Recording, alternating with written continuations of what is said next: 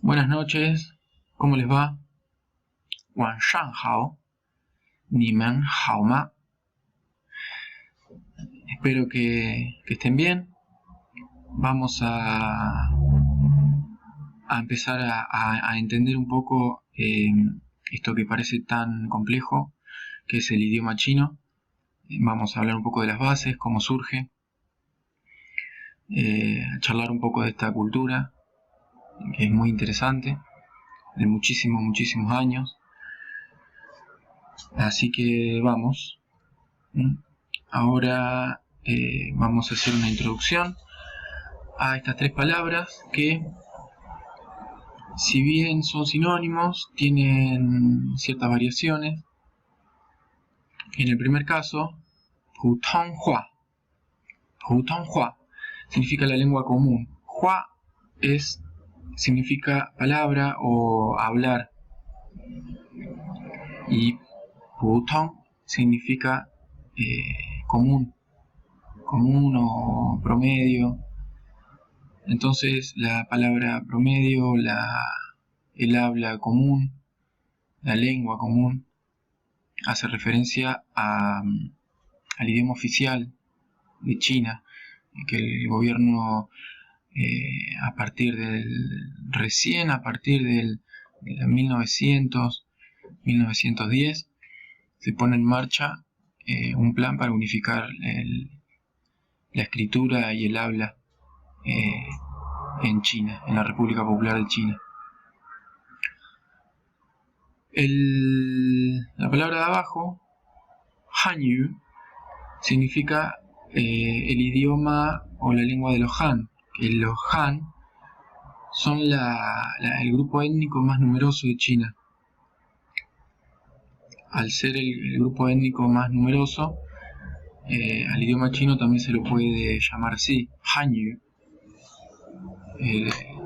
Para que se den una idea, el grupo étnico de los Han representa arriba del 90% de toda la población de China. Y China tiene alrededor de 1.600 millones de habitantes. Así que es muchísima cantidad de habitantes. Yu, en este caso, significa lengua o idioma o lenguaje.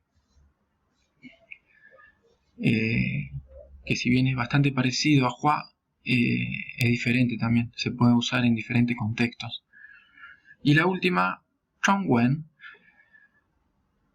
es Wen, se puede traducir como lenguaje también o cultura. Y Zhong es medio, la cultura del medio, porque a China le decían el país del medio. Zhongguo es China. Así que Zhongwen se puede también traducir como idioma chino o la cultura china o la cultura del medio.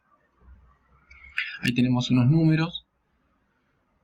Idioma anglosajón, 400 millones de personas lo hablan, y el chino, fíjense, 1.400 millones. La diferencia. Acá tenemos un mapa.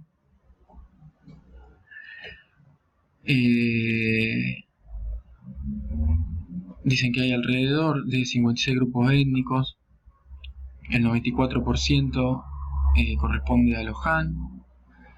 Hay más de 40 dialectos, 22 provincias, 4 ciudades autónomas, 5 regiones autónomas y 2 regiones especiales. Es muy inmenso este país y hay mucha variación en cuanto a los sistemas políticos. Por ejemplo, Hong Kong y Macao, o también el Tíbet, tienen sus propias banderas, y tienen también Hong Kong, por ejemplo, y Macao tienen su propia moneda. Gozan de un grado de independencia casi del 100% de lo que es China continental.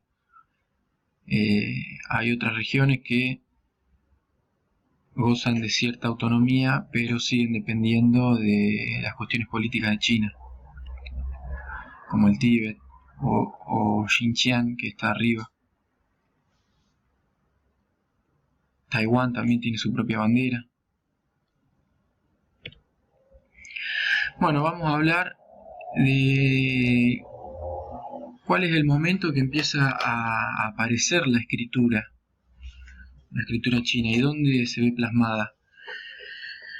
Las primeras evidencias que se encuentran son símbolos tallados en huesos o en caparazones de tortuga. Se los conoce como los huesos oraculares, donde la gente hacía sus escrituras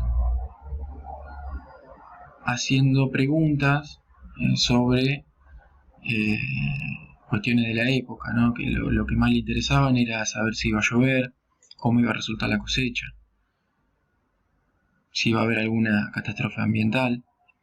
Entonces plasmaban esas ideas en figuras, luego hacían un pequeño orificio en el hueso y lo sometían a la llama, al fuego, y de acuerdo a las grietas que se iban formando, la gente interpretaba las respuestas. Acá aparecen entonces las primeras figuras que después van a sufrir muchos cambios hasta el día de hoy, que bueno, son los ideogramas o los símbolos del idioma chino. Se dice que fue este personaje que tenemos acá, que se llama Zhang Jie, que fue el padre de la escritura, por así decirlo, fue el que se cuestionó muchas cosas, se planteó cómo poder hacer que la gente se comunique y entienda y poder plasmar en algo, en material, la palabra, y siempre basándose y tomando como referencia a la naturaleza para graficar o idear estos símbolos, tanto animales, las huellas que dejaban, como por ejemplo los árboles, las plantas, la dirección de las estrellas, las montañas, los ríos, etc. Fueron todas figuras en las que se basó para poder ir ideando y evolucionando los símbolos. Si bien se dice que todas las personas ya tenían sus símbolos, cada una en las distintas regiones se manejaba con ciertos símbolos, fue él el que tuvo una participación junto con el emperador Fuji en cuanto a la ideación y al perfeccionamiento de los ideogramas.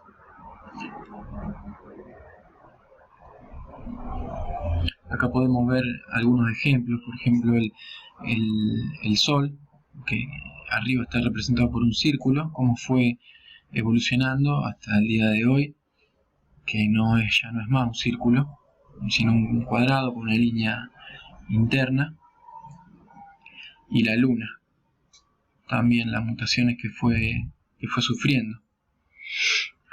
Y el resto de los ideogramas van a ver cómo intentan representar un elemento, un árbol, una persona, una boca, el fuego, una montaña. Se lo llama ideogramas porque representan ideas.